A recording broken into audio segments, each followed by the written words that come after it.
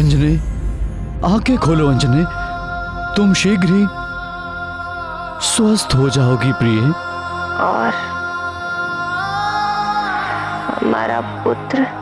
उसे भी कुछ नहीं होने दूंगा मैं। तुम मुझे सुन तो पा रही हो ना अंजने?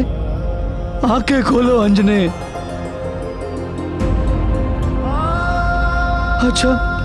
अच्छा ये बताओ, हमारा होने वाला पुत्र कैसा होगा प्रिय?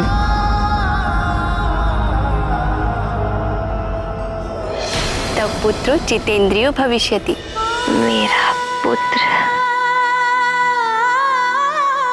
सब इंद्रियों को जीतने वाला होगा। राक्षसी आचरण मिटाने वाला होगा मेरा पुत्र। वेदों का विद्वान होगा मेरा लाल। अंजने, अंजने,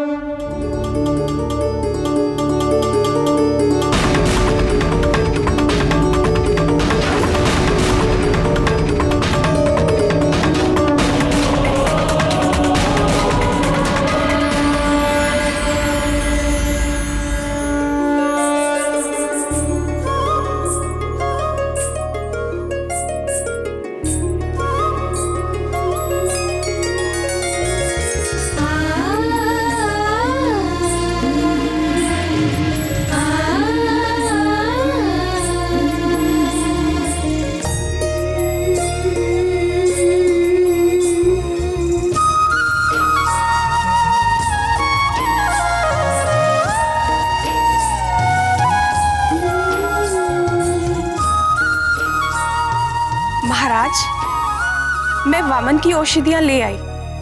शीघ्र लाओ। किंतु महाराज, इन औषधियों से महारानी का उपचार हो पाएगा या नहीं, ये निश्चित नहीं है। आप स्वयं जाकर राजवैद्य को बुला लाएंगे तो अच्छा होगा। आप निश्चिंत रहिए महाराज, तब तक मैं महारानी जी का ध्यान रखती हूँ।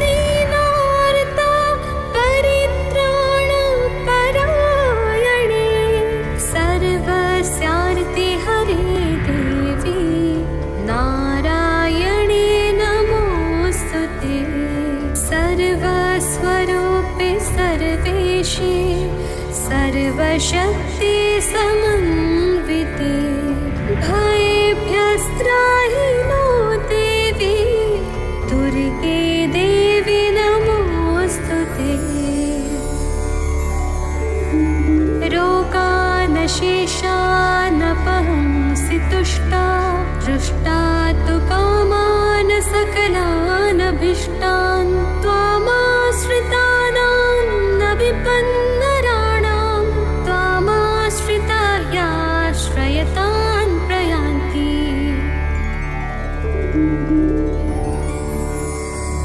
सर्वबाधा प्रशमनं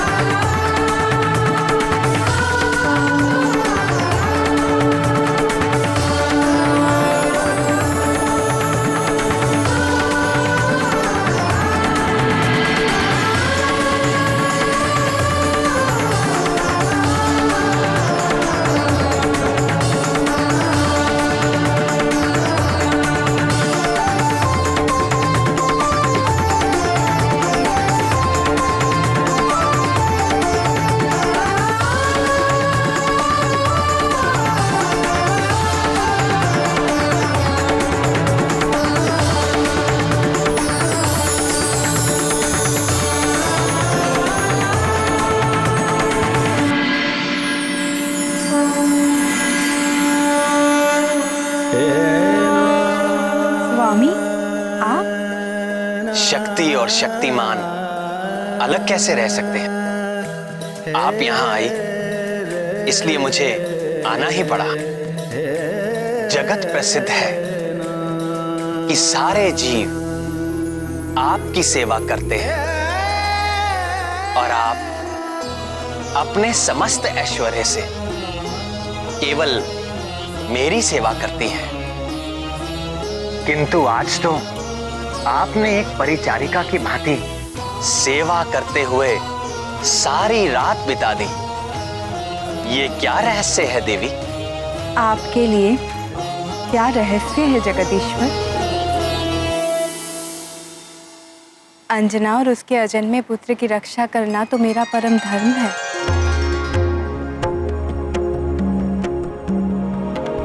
निश्चिंत हो जाइए भगवती, आपकी कृपा से अंजना के शिशु पर आई विपत्ति उसके लिए वरदान बन जाएगी।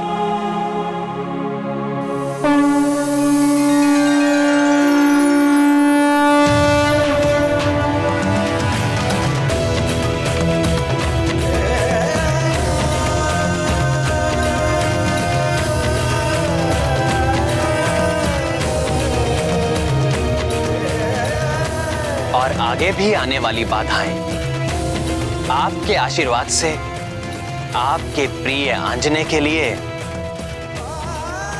सफलता का द्वार बन जाएंगे।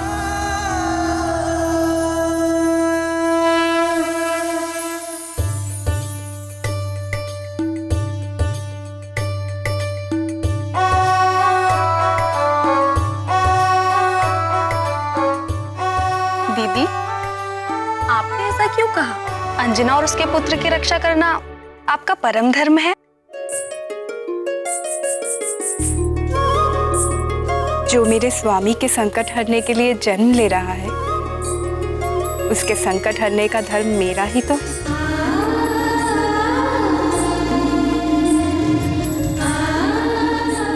उस रात सुमेरु पर्वत पर अंजना की परिचर्या करते हुए मैं अपने स्वामी की ही सेवा कर रही थी। और पद्म हस्ता देवी लक्ष्मी की इस कृपा के उपरांत वो शुभ घड़ी निकट आ पहुंची जिसके लिए समस्त देवता प्रतीक्षा कर रहे थे।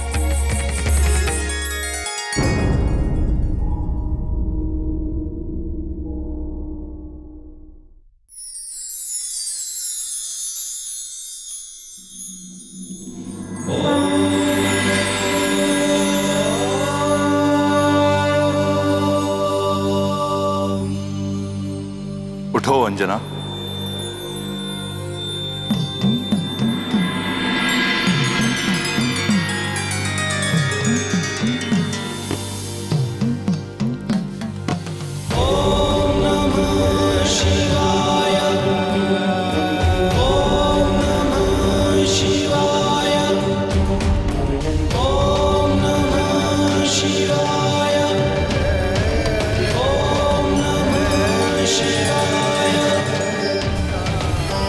प्रभु महादेव।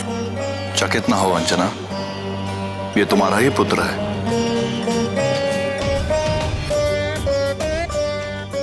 यह वही पुत्र है जिसके जन्म के हेतु तुम्हें देवलोक से पृथ्वी पर आना पड़ा। यह वही पुत्र है जिसके जन्म की प्रतीक्षा में तुमने दीर्घकाल तक निसंतान रहने का दुख सहन किया।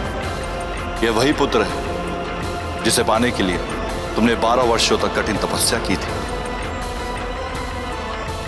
यह वही पुत्र है अंजना जो कमल नयन भगवान विष्णु के नर अवतार में परम सहयोगी बनने के लिए जन्म ले रहा है।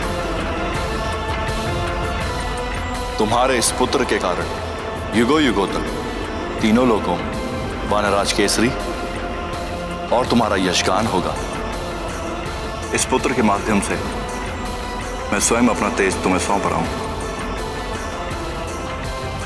ये लो, संभालो अपना पुत्र।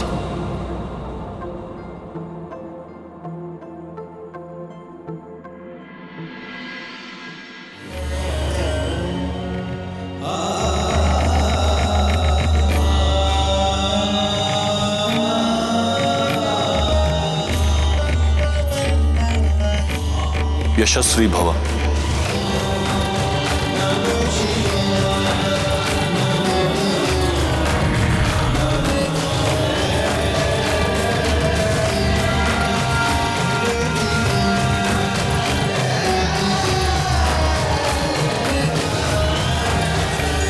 महादेव, भोलेनाथ, क्या हुआ अंजने? तुम ठीक तो हो? महादेव आए थे, मेरी गोद में दिया उसे स्वयं अपने हाथों से। किसे? हमारे पुत्र को। इसका अर्थ जो स्वप्न हमने साथ मिलकर देखा था वो सत्य होने वाला है प्रिय। हमारे पुत्र के जन्म की शुभ घड़ी आ गई है।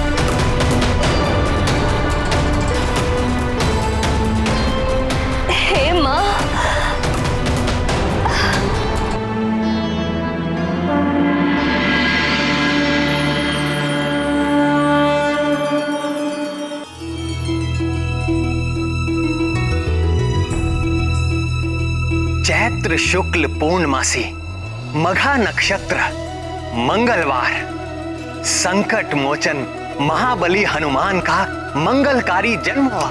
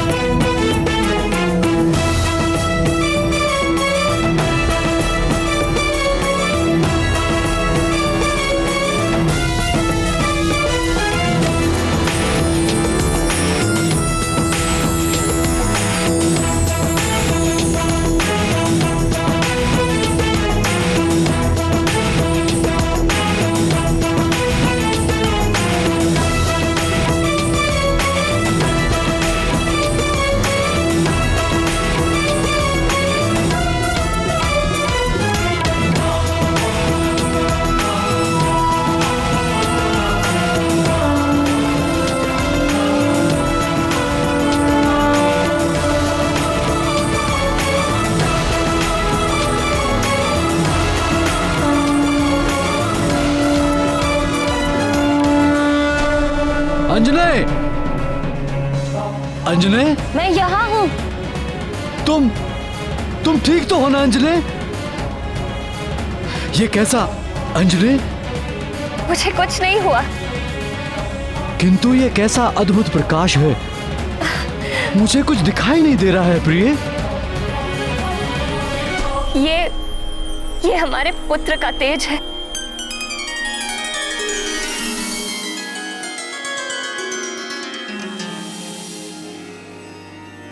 हे भोलेनाथ, हे महादेव, हे भक्त वत्सल त्रिनेत्रधारी, हमारा पुत्र आपके ही तेज से जन्मा है और इसका प्रमाण हमें मिल चुका है।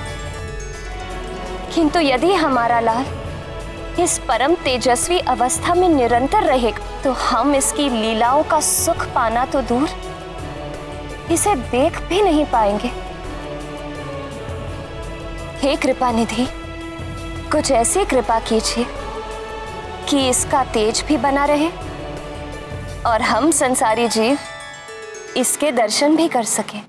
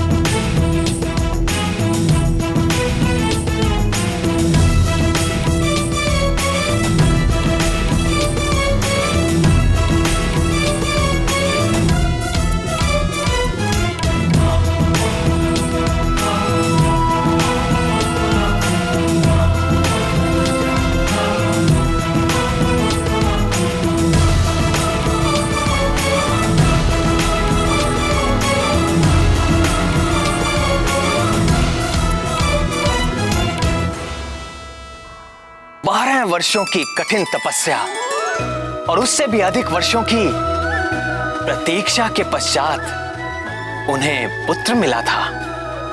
केसरी और अंजना के लिए सब कुछ जैसे स्वप्न था, वो मधुर स्वप्न जो उन दोनों ने मिलकर देखा था और साकार होकर उनके सामने आ गया था। जय राम भक्त हनुमान, जय राम भक्त हनुमान, जय राम भक्त हनुमान। महादेव का तेज विशेष प्रगट भयाले वानर वेश, आया करने लंक दहन वो अगन रूप हो नहीं सहन, करेगा खेल में सूर्य ग्रहण, प्रगटा जग में कौपीन पर, सुन केसरी के करुण पुकार, हनुमत खींचे सब तेज अपार, लोकों से अद्भुत तेज ढला, दर से सब ही हनुमान लला, हर्षे सब ही आनंद मिला, दर से सब ही हनुमान लला। ये उस अपार आनंद का सारा श्रेय तो दीदी आपको ही जाता है।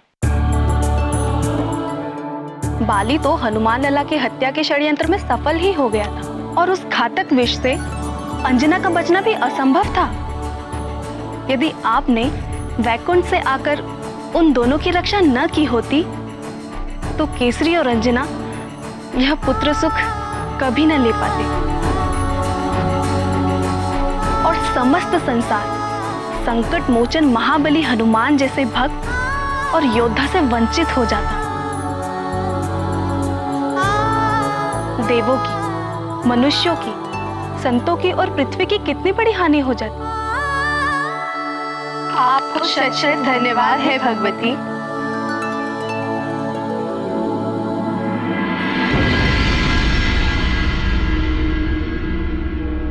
मेरा पुत्र,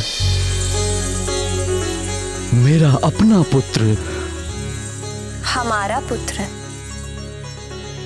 हम दोनों का पुत्र। तुम इतने प्यारे क्यों हो? कितना सुंदर है ये, कितना प्यारा।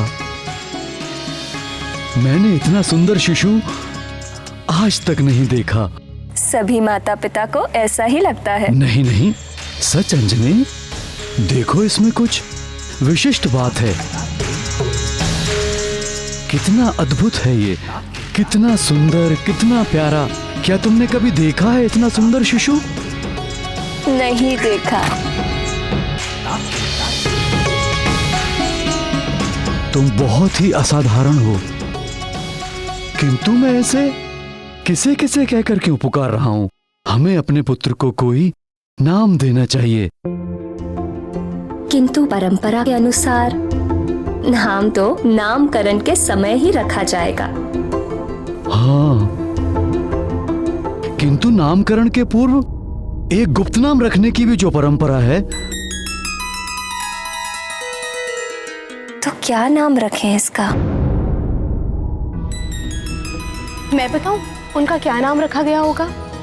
महातेजा, क्योंकि जन्म लेते ही उनके शरीर से निकला वो दिव्य तेज तीनों लोकों में फैल गया था। नहीं नहीं, उनका नाम रहा होगा महोदर, क्योंकि हनुमान के गर्भ में आते ही अंजना की भूख और भी अधिक बढ़ गई थी। मेरे विचार से तो ये दोनों ही नाम नहीं हो सकते थे। क्यों नहीं हो सकते?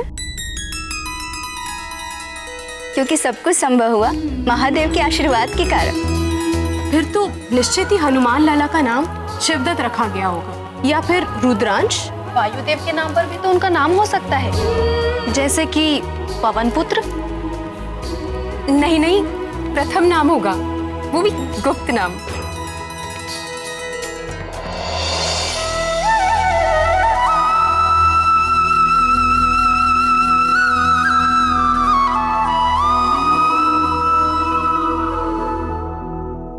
जैसे हनुमान लला के नाम पर आप सब में वाद विवाद हो रहा है, वैसे ही केसरी और अंजना भी अपने नवजात शिशु के गुप्त नाम को लेकर वाद विवाद में फंस गए।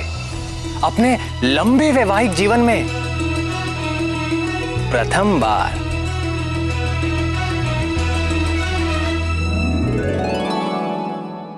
अरे तो फिर क्या नाम रखें अपने पुत्र का?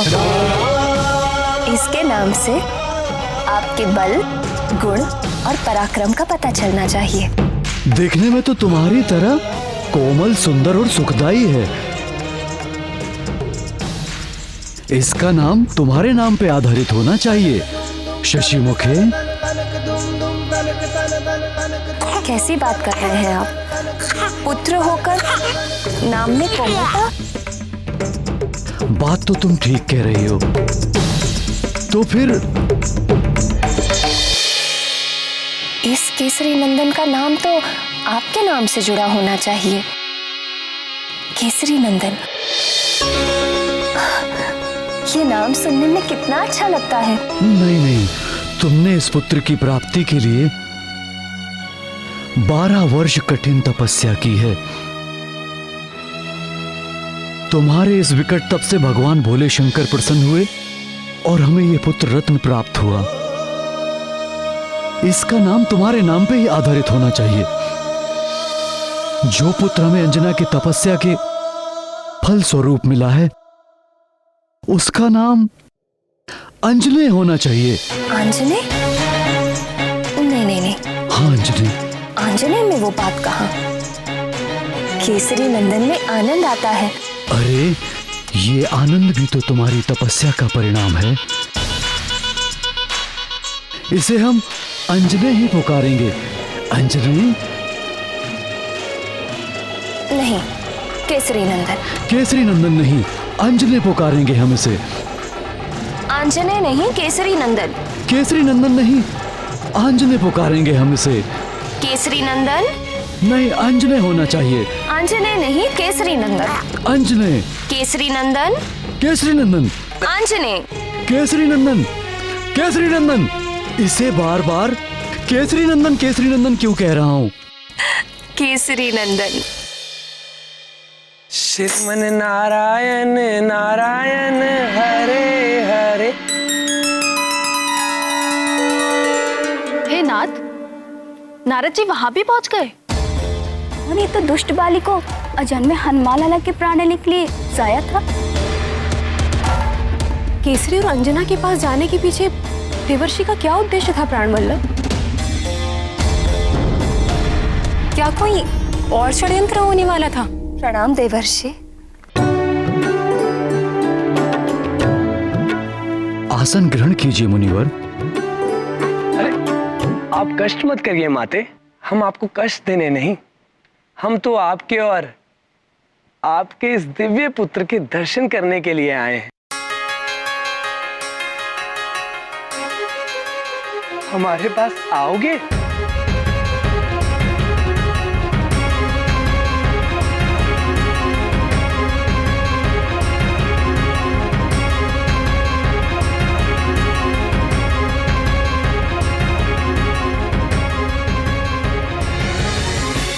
काल क्रम गुण दोष सुभाऊ, कछु दुख तुम्ही त्याप ही काऊ। आपके इस जितेंद्रिय पुत्र पर कभी भी शीत, ताप या वृद्धावस्था का प्रभाव नहीं होगा। आपके पुत्र के किसी कर्म पर कर्म फल का दोष नहीं लगेगा। प्रकृति के निरंतर बदलने वाले जो 3 गुण हैं, सत्व, रजस और तमस, उनके कारण समस्त जीव सुख, दुख और मोह के सागर में डूबते उतराते रहते हैं, किंतु तुम्हारा यह पुत्र सदैव आनंद में मग्न रहेगा और कभी भी दुख से पीड़ित नहीं होगा, मोह से बुद्धिहीन नहीं होगा और यह पराक्रमी बालक सदैव स्वस्थ रहेगा।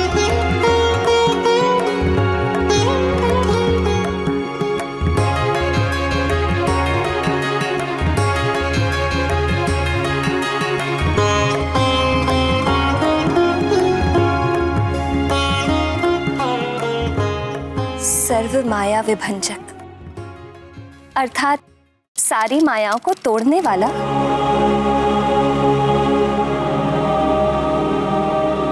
कैसा मनोहर नाम है, सर्व माया विभंजक।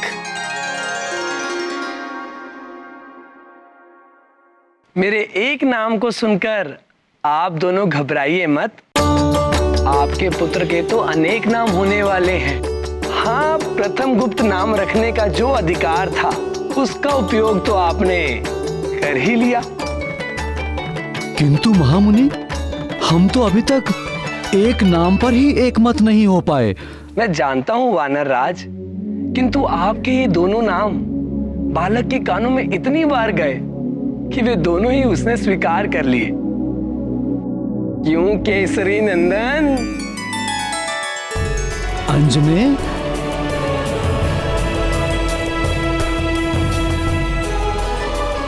समस्या केवल एक है, आपके ये दोनों नाम गुप्त नहीं रहे।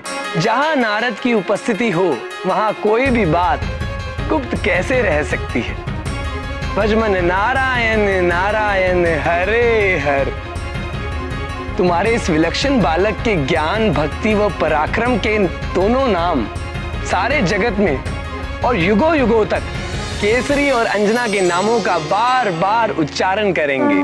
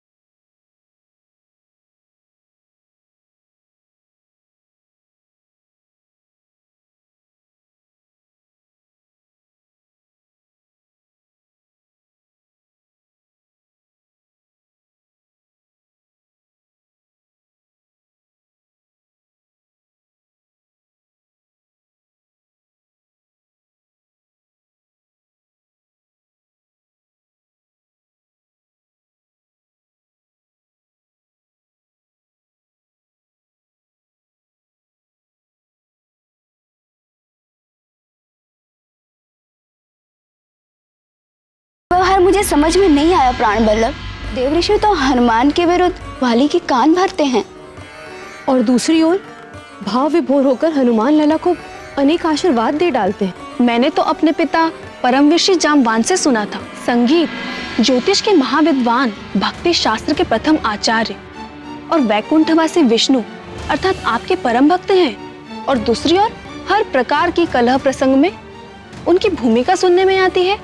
प्रभु, नारद जी के चरित्र की इस गुत्थी को केवल आप ही सुलझा सकते हैं। बताइए ना, इसके पीछे क्या रहस्य है?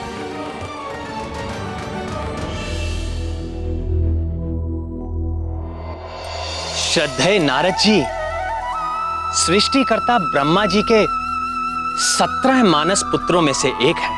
ये 17 पुत्र मानसिक संकल्प मात्र से ब्रह्मा जी ने अपने शरीर के विभिन्न अंगों से उत्पन्न किए। भक्त नारद का जन्म ब्रह्मा जी की गोद से हुआ और उनके एक अन्य पुत्र दक्ष का जन्म ब्रह्मा जी के अंगूठे से हुआ। एक ही पिता की 2 संतानें, दक्ष और नारद। इन दोनों के बीच का मतभेद ही नारद जी की कलह प्रियता का कारण बन गया। नारायण नारायण हरे। पूर्व कर्मों के कारण नारद जी के मन में संसार के प्रति वैराग्य जागा हुआ था। अतः नारद जी ने गृहस्थ आश्रम को स्वीकार नहीं किया और वो वैरागी भक्त हो गए। प्रजापति दक्ष अपने पिता ब्रह्मा जी की आज्ञा मानकर गृहस्थ हो गए और सृष्टि का विस्तार करने में उनकी सहायता करने लगे। किंतु दक्ष को प्रजाओं की सृष्टि व पालन करते हुए अपने पद का झूठा अहंकार हो गया। आज मैं तुझे तेरे कर्मों का उचित दंड देता हूं। और वो हठी व क्रोधी हो गए। पुत्रों, तुम सबकी शिक्षा पूर्ण हो चुकी है। अब मेरी इच्छा है कि तुम सब विवाह कर लो और गृहस्थ हो जाओ और सृष्टि को फैलाने में मेरा सहयोग करो। हरि ओम तत्सत। किंतु पिताजी, हमारे बड़े भाइयों ने सन्यास का मार्ग चुना और हमारे मन में भी दुविधा है। दुविधा? कैसी दुविधा? पिता की आज्ञा मानना तुम्हारा परम धर्म है और उसी में तुम्हारा परम कल्याण भी, यही शास्त्र कहते हैं। हरि ओम तत्सत। किंतु तात नारद तो कहते हैं। उस कपटी का नाम भी मत लो।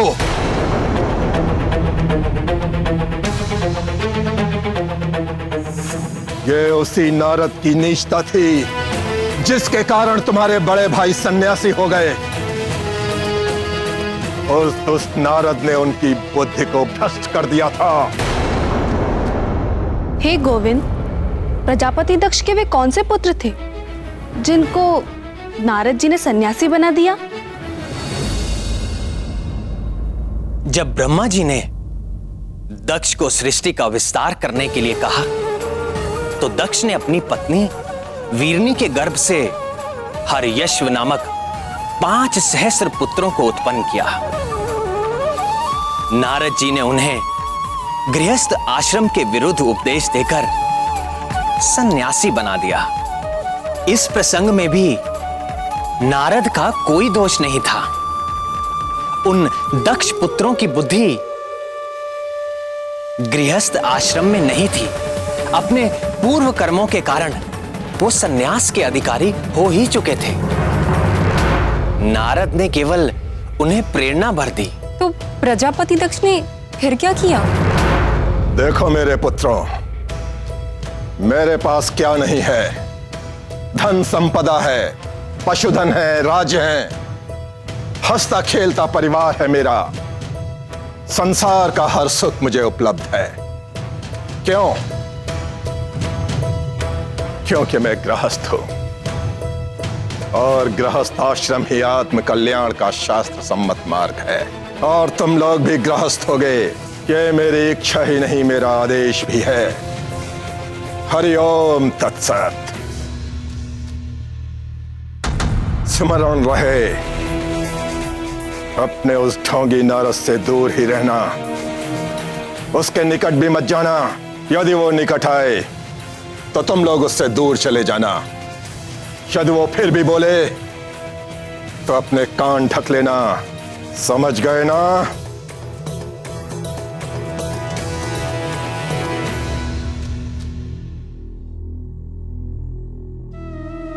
कहीं नारद जी उन्हें भी समझाने तो नहीं आ पहुंचे? श्रीमन नारायण नारायण हरे हरे, भजमन नारायण नारायण हरे हरे। ये कैसा व्यवहार है भतीजों? ना नमस्कार, ना प्रणाम, ना आदर, ना कोई सत्कार।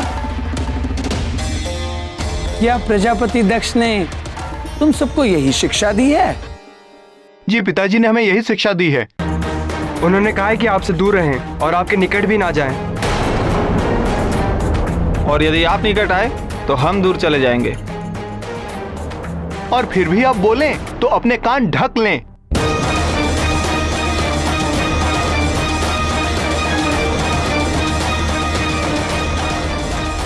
पिताश्री ने हमें बता दिया है, आत्म कल्याण का सच्चा मार्ग गृहस्थ धर्म ही है।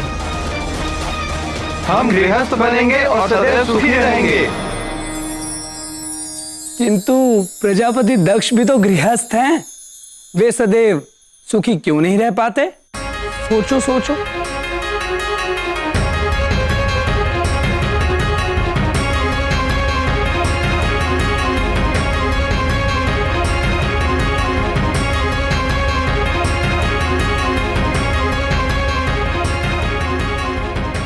क्या तुमने उन्हें कभी क्रोध में या दुखी देखा है? पिताजी तो आज ही क्रोधित हो गए थे। पिताजी तो प्रतिदिन क्रोध करते हैं। क्रोध तो उनका स्वभाव बन चुका है। फिर तो दुखी और शुभ भी होते होंगे। होते हैं। यदि उनकी बात प्रमाणित होती तो क्या उनके साथ ऐसा हो सकता था?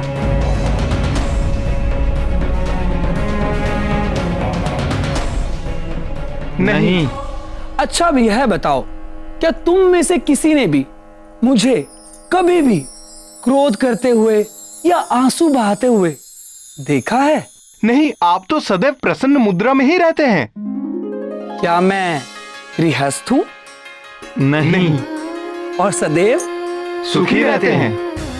प्रजापति दक्ष गृहस्थ हैं और सदैव दुखी रहते हैं।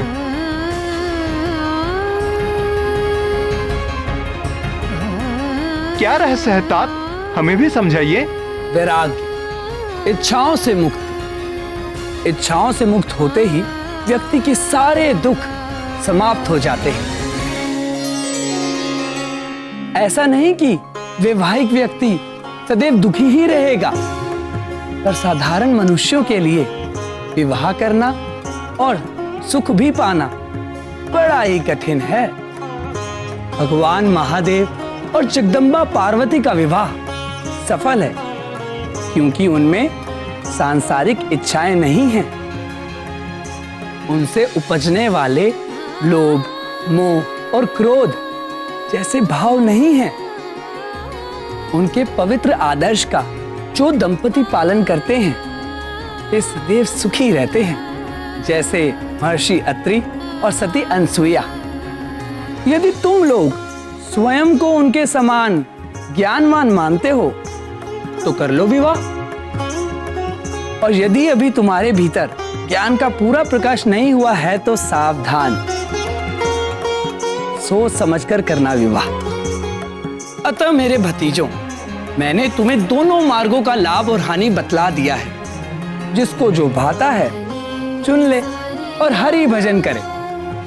श्रीमन नारायण नारायण हरे हरे, भजमन नारायण नारायण हरे हरे।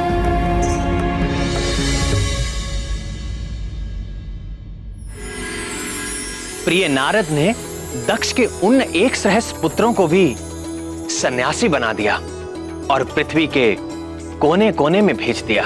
प्रजापति दक्ष ने फिर क्या किया? उनको तो बड़ा क्रोध आया होगा।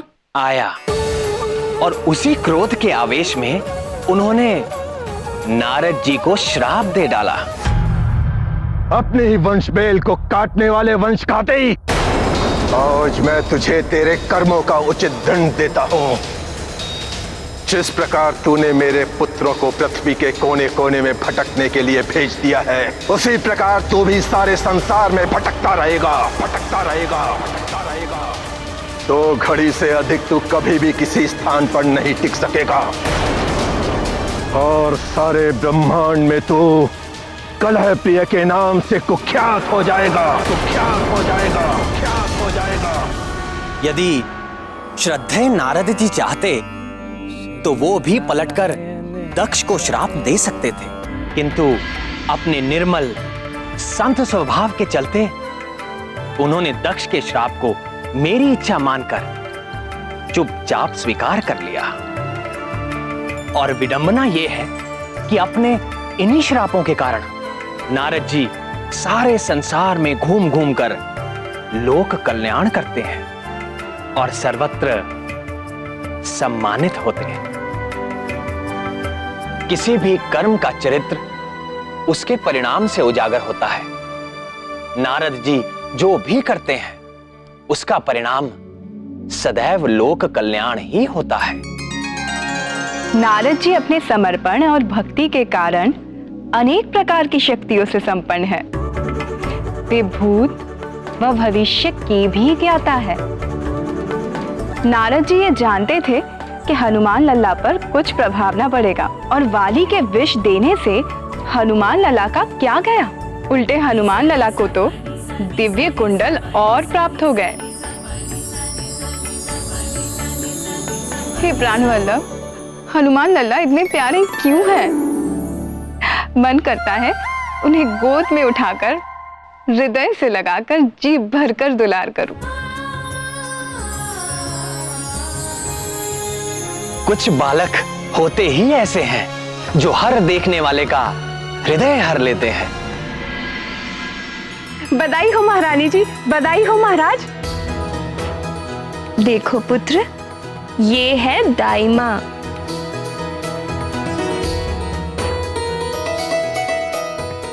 ले ले ले ले, ऐसा सुंदर बच्चा, इतना प्यारा बच्चा तो मैंने आज तक नहीं देखा।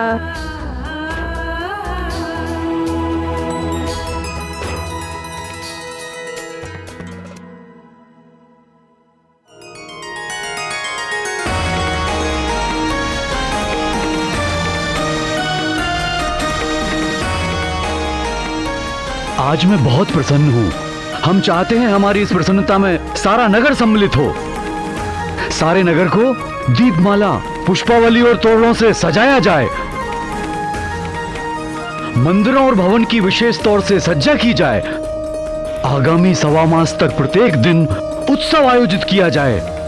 कोई भी व्यक्ति भूखा, उदास और दुखी ना हो।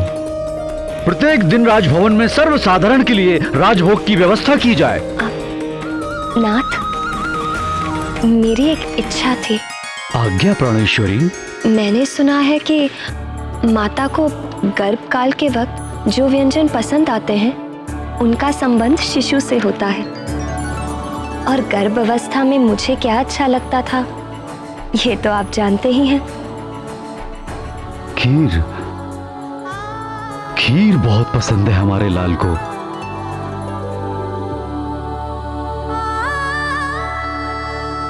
मैं चाहती हूँ कि अन्नप्राशन तक प्रतिदिन नगरवासी खीर खाकर तृप्त रहें।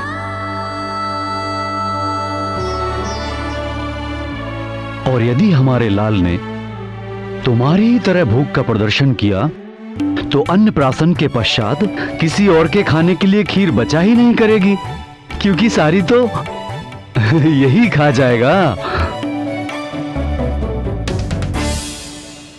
अरे देखिए कैसे मचलने लगा खीर का नाम सुनते ही। दूंगी दूंगी, तुम्हें भी खीर दूंगी, किंतु अन्नप्राशन के बाद।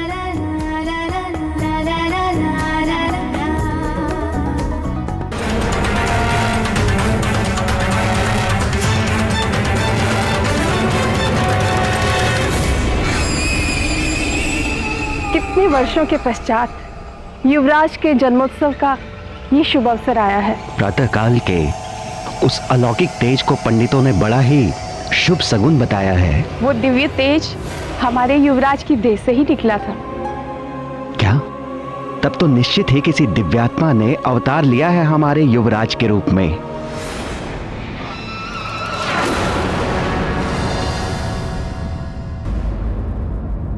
हे, रुको।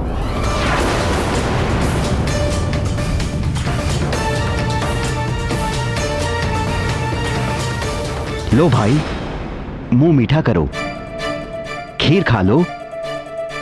अरे संकोच मत करो, तुम जानते नहीं हो क्या, युवराज ने जन्म लिया है। ले लो।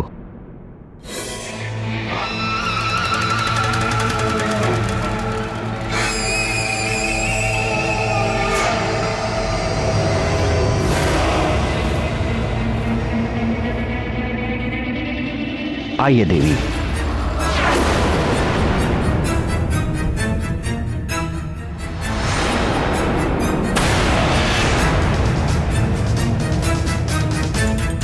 अब तो खीर से घृणा हो गई है। एक बार बच गया, पर मुझ महानतम का वार व्यर्थ नहीं जाएगा हर बार।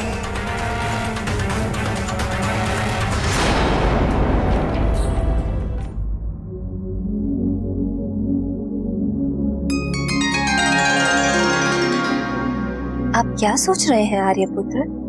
मुझे लगा। क्या लगा? प्रातःकाल से आंजने मुझे कुछ भारी लगा। ऐसी बात ना कीजिए, शिशु को माता पिता की दृष्टि ही लग जाती है।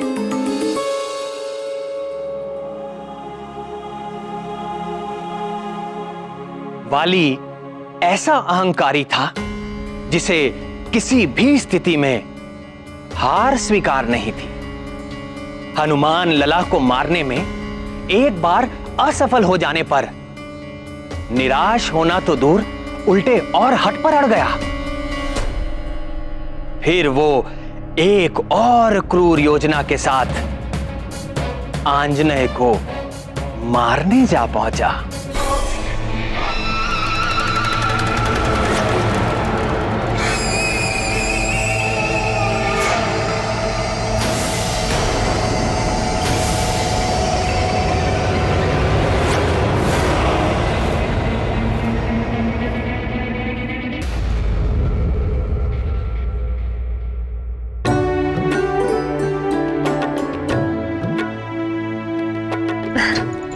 लाइए, केसरी नंदन को मुझे दे दीजिए। इनके स्नान का समय हो गया है। अभी नहीं जाना, अभी तो हमारे साथ खेलेंगे।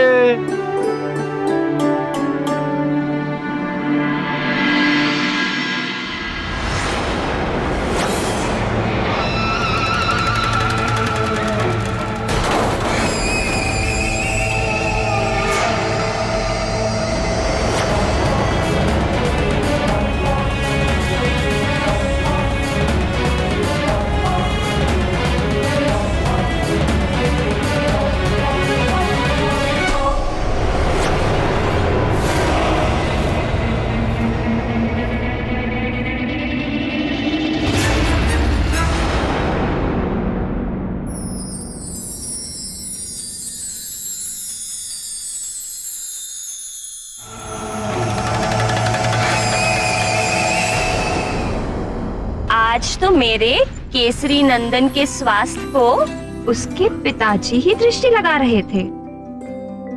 रहे थे ना? कोई बात नहीं, अब मैं सारी दृष्टियों का उपचार किए देती हूँ। अब मेरे प्यारे लाल को नहीं लगेगी कोई दृष्टि, आशीष देती सारी सृष्टि। ममता प्रेम की जो वृष्टि, अब न लगेगी कोई कुदृष्टि।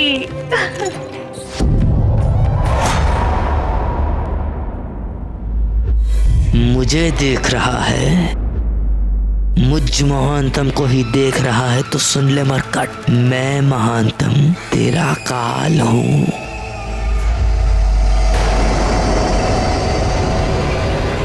शिवाली ने हनुमान की हत्या अपनी ओर से सुनिश्चित ही कर दी थी, परंतु माता लक्ष्मी उपस्थित हुई और उन्हें मृत्यु के मुख से बाहर निकाला। भगवान शिव के आशीर्वाद से संकट मोचन महाबली हनुमान ने जन्म लिया और अपने तेज से पूरी पृथ्वी को रोशन कर दिया। स्वयं देवर्षि नारद ने उन्हें अपने दर्शन दिए और उनके अनेक नामों में से एक नाम उन्होंने भी दिया। आज मैं आपको बताऊंगा महाबली हनुमान की बाल्यकाल से जुड़ी अन्य कथा। किंतु ये व्यवहार मुझे समझ में नहीं आया प्राण बल्लभ। देवऋषि तो हनुमान के विरुद्ध वाली के कान भरते हैं और दूसरी ओर भाव विभोर होकर हनुमान लला को अनेक आशीर्वाद दे डालते हैं। मैंने तो अपने पिता परमविषि जाम्बवान से सुना था, संगीत ज्योतिष के महाविद्वान, भक्ति शास्त्र के प्रथम आचार्य और वैकुंठवासी विष्णु अर्थात आपके परम भक्त हैं, और दूसरी ओर हर प्रकार की कलह प्रसंग में उनकी भूमिका सुनने में आती है। प्रभु, नारद जी के चरित्र की इस गुत्थी को केवल आप ही सुलझा सकते हैं। बताइए ना, इसके पीछे क्या रहस्य है?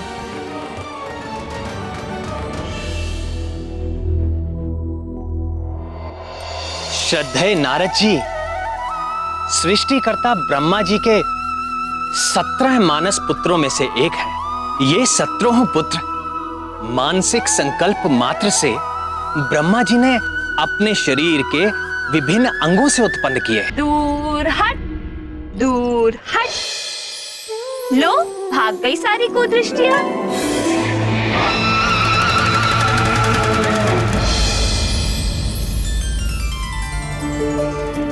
महारानी जी, युवराज को द्रोणी में नहलाइए ना, सुविधा होगी।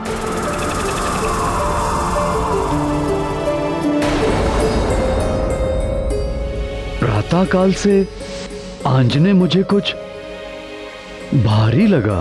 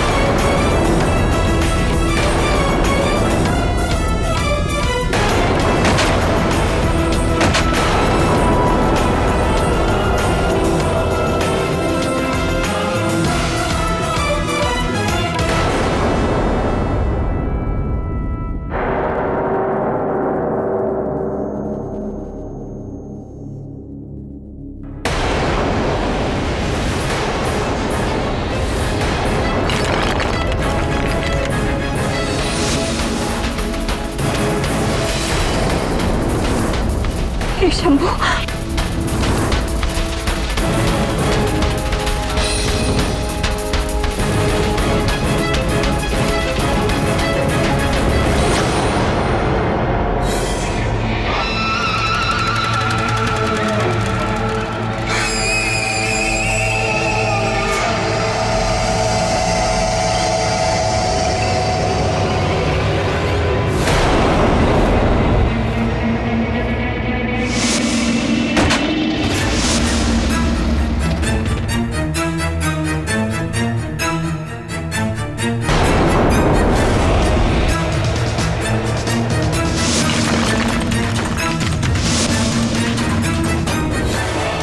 ये तो वज्रकाय है। वाली हनुमान लला के प्राण लेने के विचार से आया था। उनके प्राण लेना तो दूर, उल्टे उन्हें दो नए नाम दे बैठा, वज्रकाय और मरकट। मरकट शब्द का अर्थ है तो वानर ही, किंतु ये वानर जाति के लिए एक अपशब्द है। किंतु भक्त शिरोमणि हनुमान के स्वीकार कर लेने से ये नाम भी पवित्र हो गया। किष्किंधा का युवराज वाली वास्तव में महाबली था, किंतु नन्हे हनुमान लला के नन्हे हाथों का बल देखकर उसका अपना आत्मविश्वास हिल गया। उसे अपने ही बल और पराक्रम पर संदेह हो उठा और हनुमान की तुलना में अपने बल को पुनः आंकने के लिए वो यहां वहां अपनी शक्ति का परीक्षण करने लगा।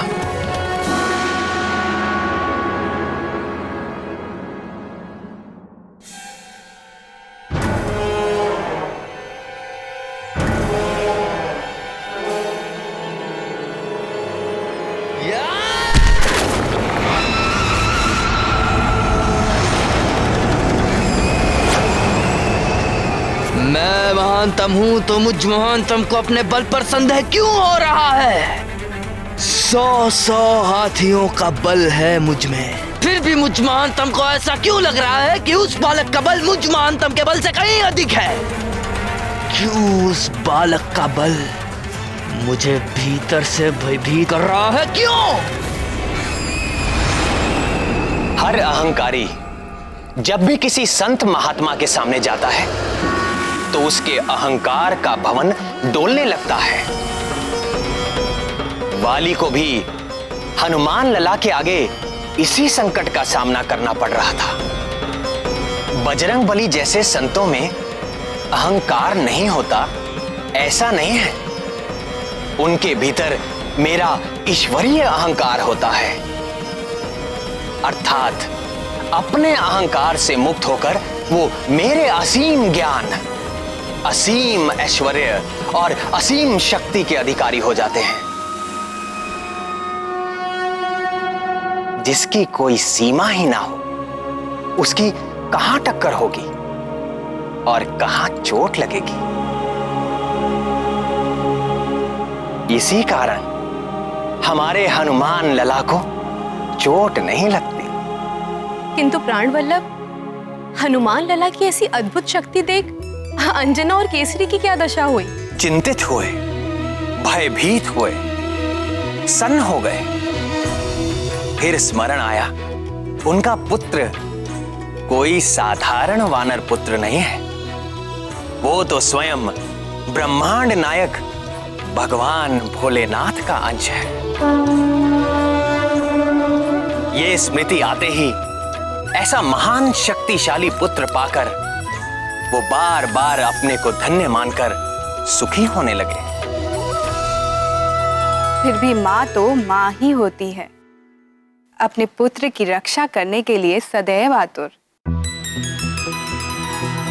इसीलिए अंजना ने हनुमान लला के बल की किसी से चर्चा नहीं की, पर सूर्य का तेज भी किसी के छिपाए छिपता है।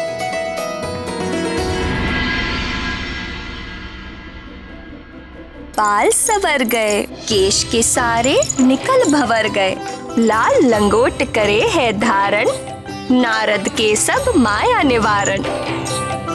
नारद जी ने आपको क्या कहा था, स्मरण है? दूर कर दे जो सब माया। ना ना ना ना, ये तो ऐसा नहीं है, ये तो माया डालने आया है। है ना?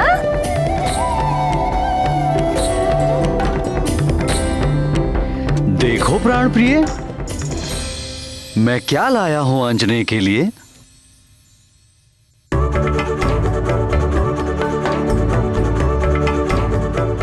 अरे देखो देखो देखो, तात क्या लेकर आए हैं? लाल के नन्हे नन्हे पैरों के लिए नुपुर। छन छन छन।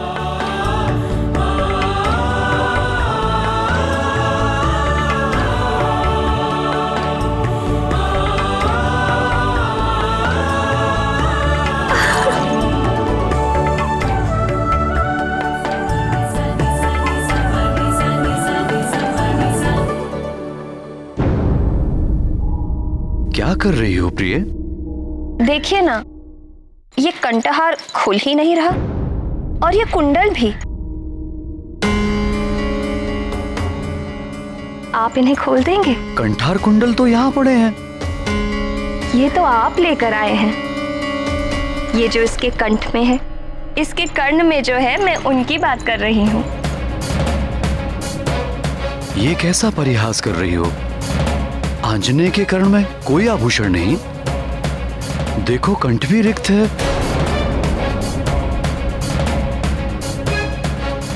आप मेरे साथ ठिठोली कर रहे हैं? केसरी नंदन ने इस दिव्य कंठहार और इस दिव्य कुंडल के साथ जन्म लिया है। इनका तिरस्कार तो ना करिए। साथ जन्म लिया है? दिव्य कंठ, दिव्य कुंडल, तुम ठीक तो हो ना? कैसी बातें कर रही हो? आपकी कृपा से अंजना के शिशु पर आई विपत्ति उसके लिए वरदान बन जाएगी।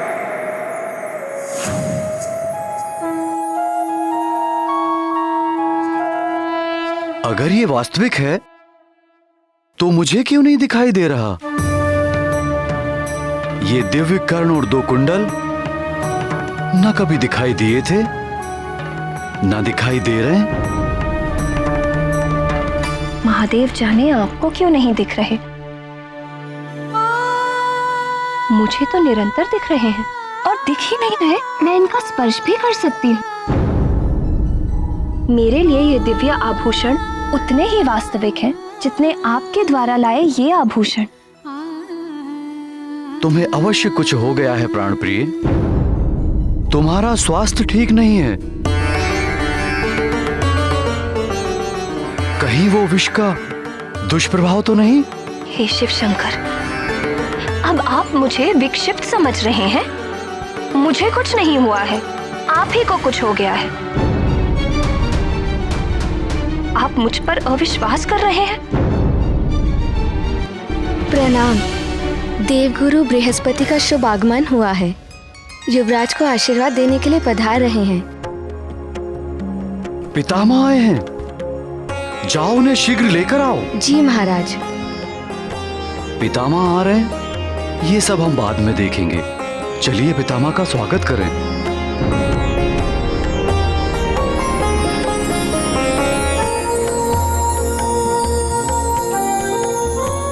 कल्याण हो वत्स।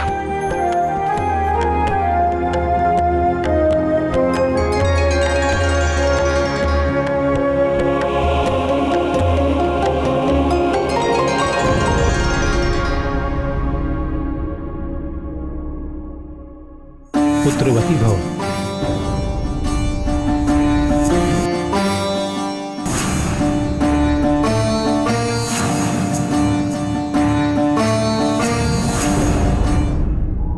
देवगुरु बृहस्पति को देखते ही अंजना की देह में एक झुरझुरी सी दौड़ गई। पूर्व जन्म और वर्तमान जन्म के घटनाक्रम आपस में घुलने लगे।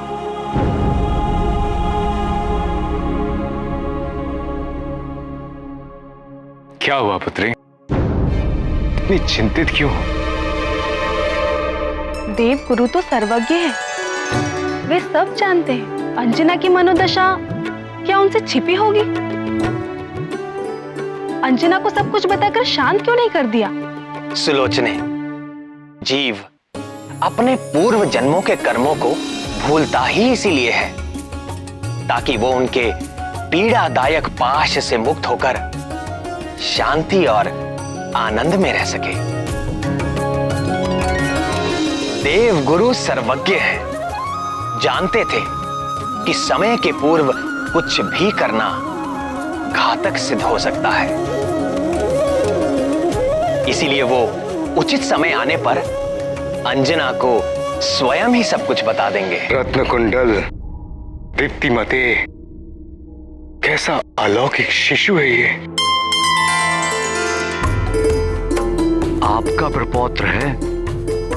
मेरा प्रपौत्र होने से अलग भी ये बहुत कुछ है, और उसका प्रमाण है इसका ये कंठहार और ये दिव्य कुंडल। मुझे कुछ हो गया है पितामह।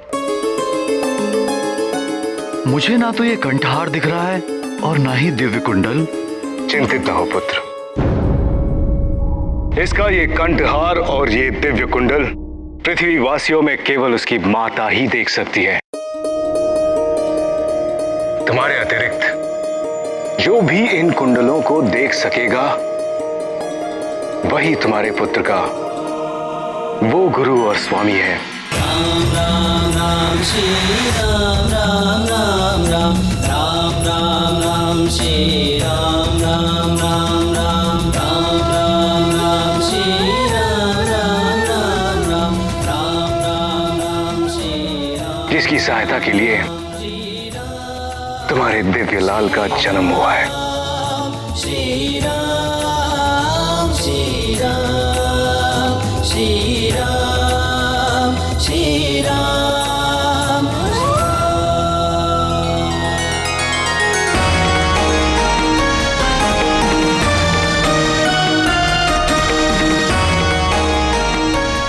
तुम्हारा वानर कुल में जन्म लेना सार्थक हुआ पुत्री।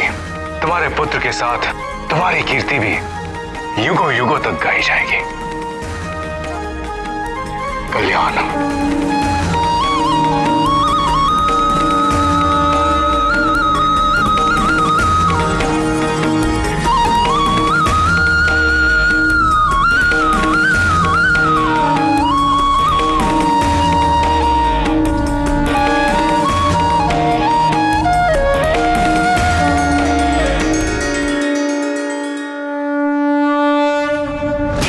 ये कैसे हो सकता है? ये सत्य नहीं है। एक नवजात शिशु के गिरने से चट्टान नहीं टूट सकती। चट्टान पे गिरने से हड्डी पसली टूट जाती है, किंतु चट्टान नहीं टूटती। अर्थात मैं जागते हुए स्वप्न देख रहा था, मुझे धोखा हुआ था। नहीं, ये धोखा नहीं था।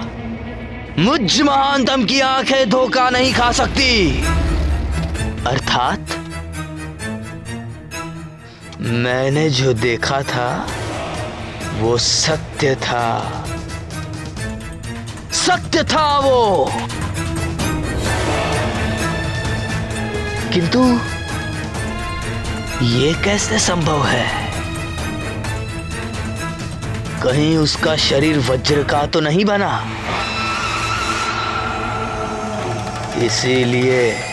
इसीलिए मेरे दिए हुए विष का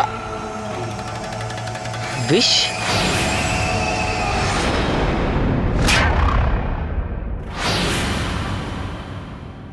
कहीं ये उस विष का तो प्रभाव नहीं है? हो सकता है, हो सकता है।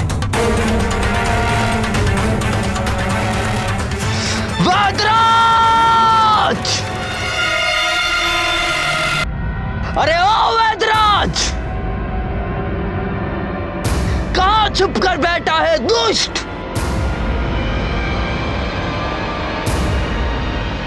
बाहर निकाल! दुष्ट! मैंने कहा बाहर निकाल!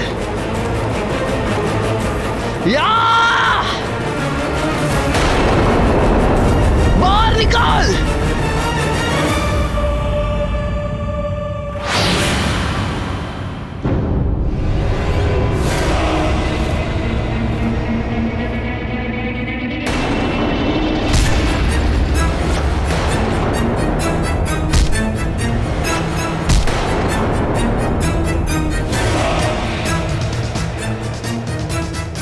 या! तूने मुझ महानतम के साथ छल किया। क्या मांगा था मैंने तुझे? एक ऐसा विष जिसे खाकर तत्काल मृत्यु हो जाती है। मरण आया और तूने मुझे क्या दिया? कौन सा चमत्कारी चूर्ण था वो? बता, नहीं तो आज मुझ महानतम के हाथों तेरी मृत्यु निश्चित है। बोल!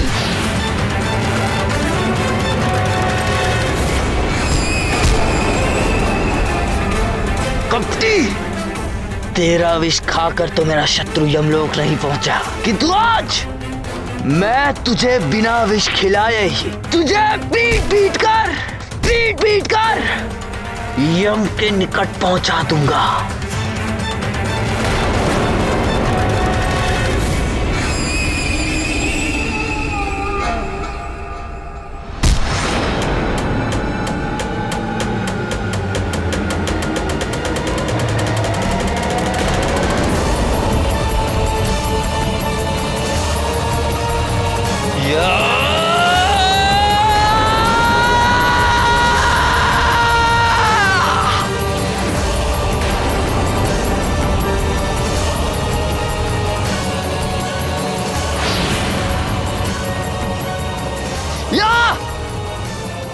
इस विद्रोही ने मेरे साथ छल किया है। छोड़ दो मुझे, छोड़ दो। कुछ बोलने का अवसर ही नहीं दे रहे हैं, पीटते जा रहे हैं केवल। वो तो ऐसा भयंकर विष बना था जिसके स्पर्श मात्र से मेरी ये स्थिति है कि मैं अब तक तीव्र ज्वर से पीड़ित हूं। और आप कह रहे हैं कि उसने अपना कार्य नहीं किया।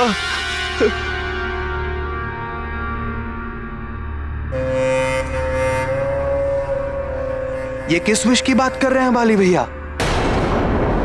किसको विष दिया? कौन जीवित रह गया? कौन है वो शत्रु? है एक मरकट, शिशु है, किंतु अद्भुत है उसका बल।